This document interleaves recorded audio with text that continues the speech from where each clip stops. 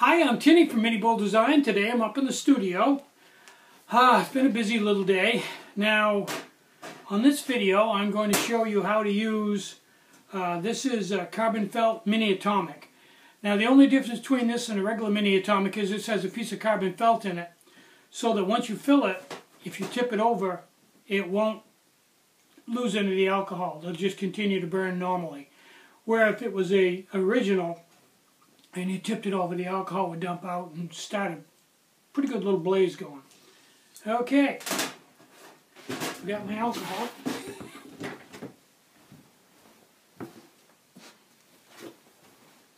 Okay, I'm back. Okay, fairly simple stove. I take the thumb screw out. You don't have to take it out now, but I take it out first. And then I put enough alcohol on this wick so that you can feel it wet all the way around. And then put, I don't know, 3/4 of an ounce of alcohol in the actual stove. Maybe a little bit more. There we go. And put the thumb screw back in. Give it a little spin. Put it over here and light her off. Now that'll blossom out here in, I don't know, 20 seconds or so.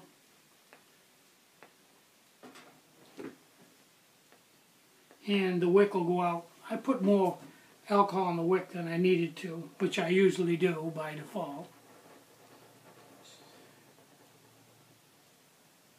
There we go. Wick is going out now.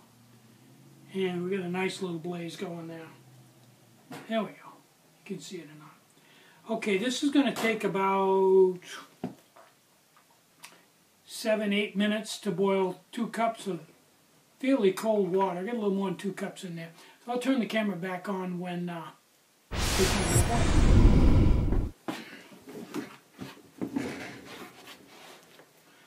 okay, this just came to a boil. I've got some beef ramen noodles here. I can't remember whether they will fit in a 10-centimeter pot. Not quite. I think the best thing to do is to break them in 2. And let those cook up. Now, I had a fairly easy day today. I had like 3 orders, and I went out and got all the stuff for them, and then when I came in, while Beth was finishing up those 3 orders, I noticed another order came in for a 12-centimeter cook kit and a 12-centimeter lid. So I went back out, what the heck, and packaged that up and sent that out too. Because if I didn't, it wasn't going to go out till Monday. And I had the time and I had everything, so I did it and sent it right out. Now the reason I can't leave this on the heat is it's starting to boil over. If you leave it on here with the noodles in it, it'll come up and boil over. So I can leave it on for a while, but if I leave it on steady, I think it would actually boil over.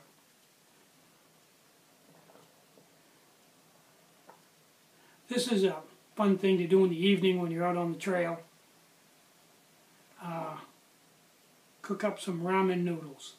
You can see that's going to boil over. I usually just take them off of the heat and just let them set with the lid on. That works pretty well. Now, if you've got a fair amount of fuel left, and I don't in this one, but I'll show you, you can just simply put a cup over it. There we go. One of the drawbacks to a carbon felt is you're not going to get it back because it's trapped in the carbon felt. But I don't think there was enough there anyway. So anyway,